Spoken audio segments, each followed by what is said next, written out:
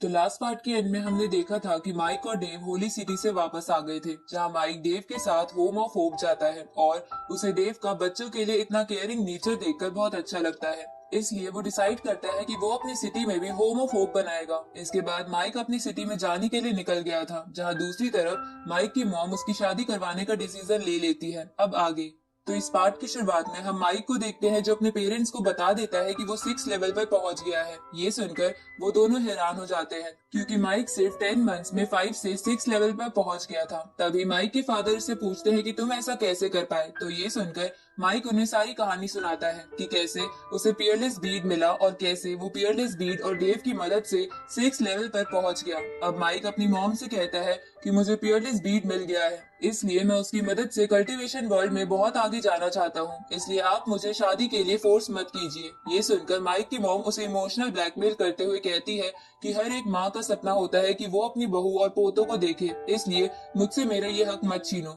तो अब अपनी मॉम को इमोशनल होता देख माइक को ना चाहते हुए भी मानना पड़ता है। ये सुनकर माइक की मॉम खुश हो जाती है और उसे कहती है कि मैं जल्द ही तुम्हारे लिए एक ब्लाइंड डेट सेरेमनी अरेंज करने वाली हूँ। ये सुन के माइक को गुस्सा आ जाता है, क्योंकि एक तो उसकी मॉम उसके पीछे पड़ गई थी, दूसरा उसके फादर भी वहाँ बैठे बैठे इमोशनल म्यूजिक बजा रहे थे। अब माइक के फादर उसे कहते हैं कि तुम्हारी मॉम के सामने मेरी एक नहीं चलती, इसलिए मैं ब्लाइंड डेट से बचने में तुम्हारी मदद नहीं करूंगा। ये सुन के माइक अपने फादर से कहता है कि आप ये सब छोड़ो, क्योंकि मुझे आपसे इससे भी इम्पोर्टेंट बात करनी है। इसके बाद माइक अपने फादर से कहता है कि हमारे डोमेन में भी बहुत से अनाथ बच्चे हैं, इसलिए हमें भी उनके लिए एक होम ऑफ होप बनाना चाहिए।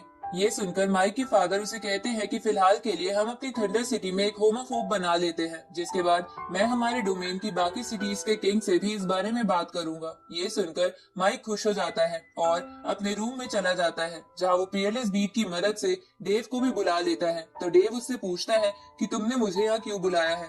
ये सुनकर माइक डेव को अपनी सिटी के थंडर पूल के पास ले जाता है, जहाँ बहुत ज्यादा अमाउंट में थंडर एनर्जी थी। इसके बाद माइक डेव से कहता है कि क्यों ना हम इस एनर्जी की मदद से कल्टीवेशन करें, क्योंकि हमें इससे बहुत फायदा होगा। तो डेव भी इसके लिए मान जाता है, जिसके बाद वो दोनों साथ में कल्टीवेशन शुरू कर देते हैं, जहाँ ऐसा करते हुए उन्हें बहुत तकलीफ हो रही थी, साथ ही उनके मुंह से भी खून निकल रहा था, जिसे देखकर डेव थंडर पूल से बाहर आ जाता है, क्योंकि उसे लग रहा था कि अगर वो दोनों ज्यादा देर तक थंडर पूल में रहेंगे तो उनकी बॉडी डैमेज हो सकती है। ये सुनकर माइक डेव से कहता है कि हम थोड़ी देर और थंडर पूल में रहते हैं, ताकि हम 7th लेवल पर पहुंच जाएं।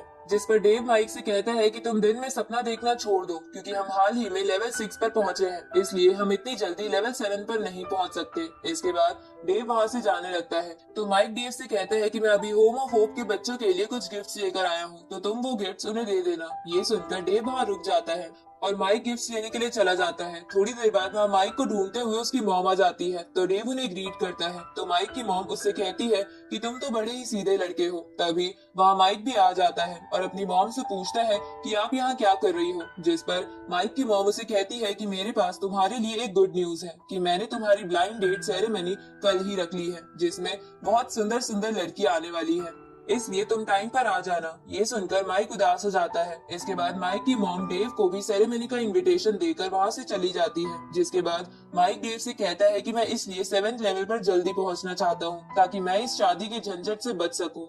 ये सुनकर डेव माइक से वो गिफ्ट्स वाली मैजिकल रिंग लेकर उसे कहता है कि तुम्हें शादी कर लेनी चाहिए, क्योंकि तुम कब तक ऐसे ही बच्चों वाली हरकतें करते रहोगे। ये सुनकर माइक को डेव पर गुस्सा आने लगता है, पर डेव चुपचाप वहाँ से चला जाता है। जहाँ जाते हुए वो माइक से कहता है कि तुम और तुम्हारी मॉम बहुत क्लोज हो, इसलिए उनका दिल मत तोड़ना। अब डेव ऐसा इसलिए कहता है क्योंकि उसके खुद के पेरेंट्स नहीं थे, पर जब उसने माइक की मॉम को देखा तो उसे अपनी मॉम की याद आ गई।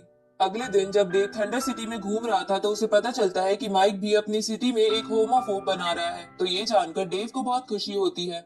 आगे डेव अपनी सिटी के होम ऑफ होप में जाकर सभी बच्चों को उस मैजिकल रिंग से गिफ्ट्स निकाल कर दे देता है, जिसे देखकर वो बच्चे बोलते हैं कि हमें माइक भैया की बहुत याद आ रही है, हमें उनसे मिलना है। तो डेव उन बच्चों से कहता है कि माइक अभी किसी काम में बिजी है, वो जल्द ही तुम सबसे मिलने जरूर आएगा। आगे हम थंडर सिटी में ब्लाइंड डेट वाली सेरेमनी को देखते हैं, जहाँ शहर के सभी लोग आ गए थे और इस सेरेमनी के लिए बहुत एक्साइटेड थे। तभी वह माइक की मॉम भी आ जाती है और सभी लोगों से कहती है कि कई सारे इंटरव्यूज और रिटन टेस्ट के बाद मैंने इस सेरेमनी के लिए 12 लड़कियों को चुना है, जो आज मेरे बेटे के साथ इस सेरेमनी में पार्ट लेंगी। इसके बाद वो 12 लड़कियां स्टेज पर आकर सबके सामने एक खूबसूरत डांस प्रेजेंट करती है, जिसे देखकर सारी ऑडियंस हैरान हो जाती है क्योंकि वो सभी लड़कियां बहुत ही सुंदर थी।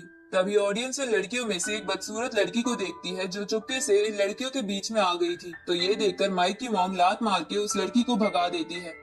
इसके बाद माइक की मॉम सभी लोगों से कहती है कि आज इन 12 लड़कियों से मेरा बेटा 3-3 सवाल पूछेगा और ये लड़कियां भी मेरे बेटे से 3 सवाल पूछ सकती है, जिसके बाद सेरेमनी के एंड में मेरा बेटा इन सभी 12 लड़कियों में से कम 3 को अपनी ब्लाइंड डेट के लिए चुनेगा। ये सुन के ऑडियंस बहुत ही एक्साइटेड हो जाती है। तभी वहाँ माइक आ जाता है, जिसे देखकर थंडर सिटी की सारी लड़कियां पागल हो जाती है, पर माइक खुद ही इस सेरेमनी के लिए बिल्कुल भी एक्साइटेड नहीं था। तो माइक की मॉम उसे कहती है कि अगर तुमने आज कुछ ड्रामे करे तो मैं खुद को मार दूंगी। अब माइक की मॉम क्वेश्चंस के लिए पहली लड़की को बुलाती है, जो असल में माइक की दूर की कजन भी थी, पर माइक उसे बिल्कुल पसंद नहीं करता था। इसलिए वो उस लड़की से पहला सवाल ही यही पूछता है कि तुम थंडर सिटी छोड़कर कब जाओगी। ये सुन के वो लड़की माइक से कहती है कि मैं वैसे तो डार्क सिटी के जैक को पसंद करती हूँ, पर वो मुझे भाव नहीं देता, इसलिए मैं तुमसे मिलने यहाँ आ गई और थोड़े दिनों में मैं यहाँ से चली जाऊंगी। ये सुनकर माइक इस लड़की से और 2 सवाल पूछ के उसे रिजेक्ट कर देता है, पर तभी वो लड़की कहती है कि अभी मेरे भी 3 सवाल बाकी है। इसके बाद वो लड़की माइक से पहला सवाल ही पूछती है कि क्या तुम कभी किसी लड़की के साथ फिजिकल हुए हो। ये सुनकर सभी एल्डर्स शर्म के मारे अपना सर झुका लेते हैं और ऑडियंस में बैठे डेव की हंसी छूट जाती है। तभी माइक रोते हुए कहता है कि नहीं, मैं आज तक किसी लड़की के साथ फिजिकल नहीं हुआ हूँ। ये सुनकर थंडर सिटी की लड़कियां शर्मा जाती हैं और वो सवाल वाली लड़की हंसने लगती है, तो माइक उसे वहाँ से भगा देता है। अब माइक की मॉम सेकंड लड़की को बुलाती है, जो पहली ही नजर में माइक को बहुत सुंदर लगती है। इसके बाद माइक उस लड़की से अपना पहला सवाल पूछता है कि क्या तुम इस सेरेमनी में इसलिए आई हो क्योंकि तुम मुझे पसंद करती हो। ये सुनकर वो लड़की कहती है कि वो तो मुझे नहीं पता, मैं बस यही चाहती हूँ कि मेरा हस्बैंड वर्ल्ड का स्ट्रॉन्गेस्ट लड़का हो। ये सुनकर माइक उस लड़की से कहता है कि मुझे तुम्हारी बातों से ऐसा क्यों लग रहा है कि तुम मुझे नहीं बल्कि जैक को चाहती हो, क्योंकि ब्लू डोमेन में सबसे ताकतवर तो वो है।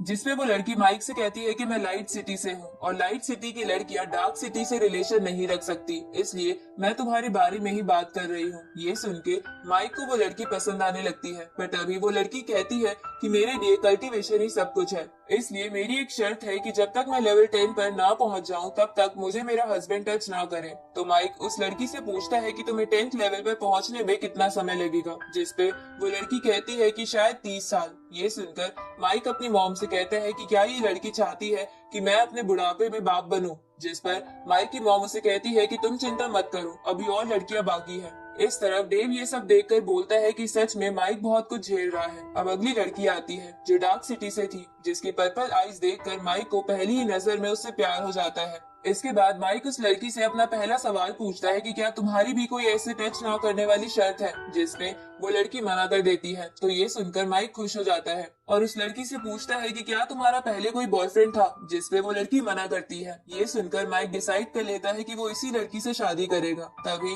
वो लड़की माइक से पूछती है कि तुम्हारे पास ही वो पीयरलेस ब्रीड है ना। ये सुनकर डेव, माइक और उसके पेरेंट्स चौंक जाते हैं। अब माइक की मॉम उस लड़की से पूछती है कि तुम कौन हो, जिस पर वो लड़की उनसे कहती है कि मैं आज तुम सबको मारने आई हूँ। अब वो लड़की अपने असली रूप में आ जाती है और कहती है कि मैं डीमन सिटी से आई हूँ। ये सुनकर माइक के फादर उस लड़की को सैनिकों से गिरवा देते हैं और इसी के साथ ये पार्ट यहीं खत्म होता है।